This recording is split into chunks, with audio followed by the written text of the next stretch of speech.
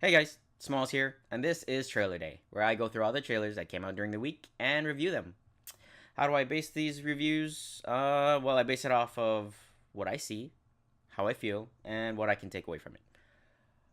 And if you don't know what trailer I'm talking about, I will have a link in the description below. Now let's get started. Um, so the first thing I saw this past week is Aladdin, and it's had some time to burn away. So many people might already know what trailer for Aladdin I'm already talking about. So what's in this trailer? There's it's like a quick trailer. It's a special look. It's not like a full trailer compared to the one before it. Um, there's new shots, more dialogue. The visuals look pretty good. Cinematography looks stellar. Um, but I think the biggest thing that people are are complaining about is Genie at the end of the trailer. I personally don't have a problem with Mill Smith. Will Smith. I don't have a problem with Will Smith as Genie. I just have I I'm horrified at the CG of Genie right now. Like it's most of the CG I've seen in this trailer does not look believable or realistic, and the trailer overall does not make the movie any more appealing. To top it off, and the performances don't seem compelling.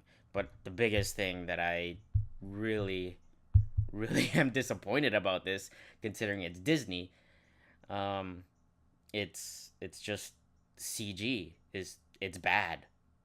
It's bad. Genie does not look good at all. Um, but we'll see how it goes. I mean, the movie is probably still in development, especially on the CG aspect. But if it's not done, don't put it out. That's my opinion on it. So I give the Aladdin special look a C plus. Next, we have the Curse of the Curse of La Llorona, trailer number one. So this trailer it's a horror. I think they've had a trailer before it. That's more of a teaser, but this is a James Wan produced horror. Um, but it shows us the type of scares that James Wan would give us. So it looks terrific and terrifying. This trailer was really good in my opinion. It gives us the plot, um, but shows just enough to pique interest. Like it gives us the plot, but it doesn't give us too much of the plot. I mean, it's kind of basic, anyways. It's this evil demonic spirit that wants to take your children. Easy enough. We'll see where it goes from there. Um, Overall, the trailer was well paced. And it shows off some great scare moments and horror cinematography. I give The Curse of La Llorona, trailer number one, an A. Moving on to Teen Spirit, trailer number two. Now, this is a music based movie and a music based trailer, and it's cut well to it. Like, it's like a music video, almost. It shows a better sense of the drama and performances compared to its preceding trailer. And it feels like a Cinderella story almost. Overall, this trailer was well paced as well, and it gives us just enough for it to be somewhat interesting. So I give Teen Spirit trailer number two an A minus. Moving on to the Hustle trailer. Um, it's a comedy with Anne Hathaway and Rebel Wilson. That's actually a pretty cool combination, in my opinion. It seems like a plot that I can get into too. It seems funny enough, where there's a master hustler, and then there's the talented amateur hustler, and then the master hustler is gonna go teach the talented amateur. Many of the comedy beats in this trailer landed with me. And it's a seemingly standard trailer cut, but mostly carried by the performances and the comedy. So I'm kind of looking forward to this. So I give The Hustle an A minus. Moving on to Tolkien, and I'm assuming this is a film about J.R.R. Tolkien. It has multiple visual styles, which I'm kind of digging, considering that it's it's kind of mixing multiple genres, like fantasy and a period piece, considering the age where Tolkien was raised and the type of um, literature that he wrote and the fantasy that we've known this whole time from him. It stars Nicholas Hoult, although the trailer hardly shows him. And the trailer bases itself on the visual familiarity of Tolkien's novels and, the stuff that has been produced off of his novels, like The Hobbit and The Lord of the Rings. So all of that kind of looks familiar. But this trailer doesn't show much else apart from that. And it kind of did it in a good way.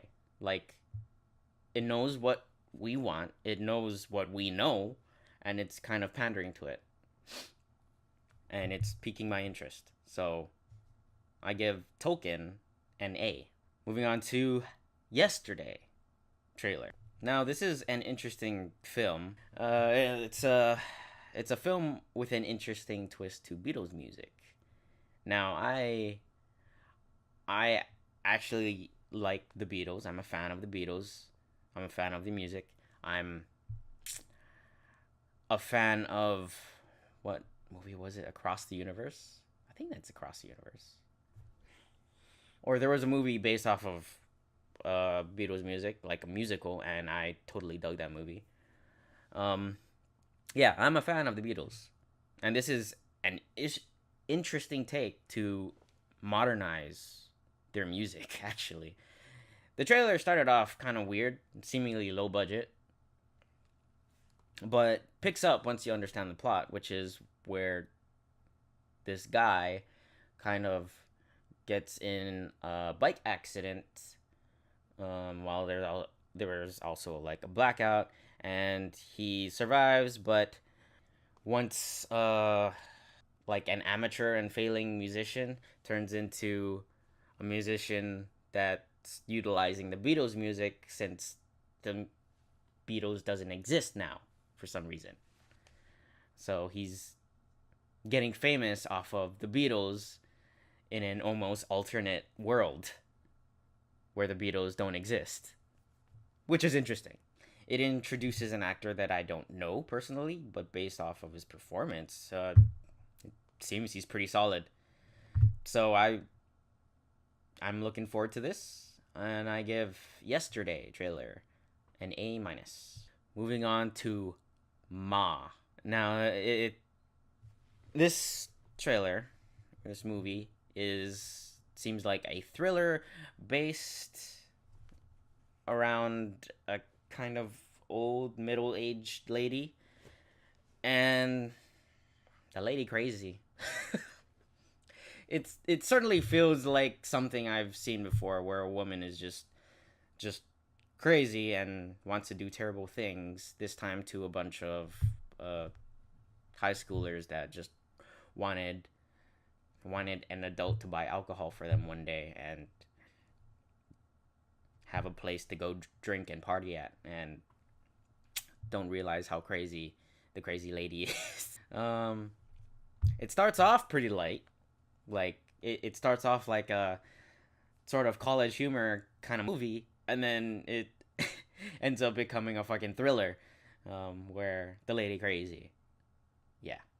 Overall, I'm kind of interested, but I'm not excited. I give Ma a B. Now moving on to another heavy hitter, Frozen 2 trailer. I didn't expect this movie. I didn't expect this trailer to drop. I didn't even know this movie was being made. Did I feel like it needed to be made? Not really, but considering the success of the first Frozen, I mean, I guess why not make a sequel? But from what I've seen in this trailer, it shows different settings, new environments, and it's beautiful.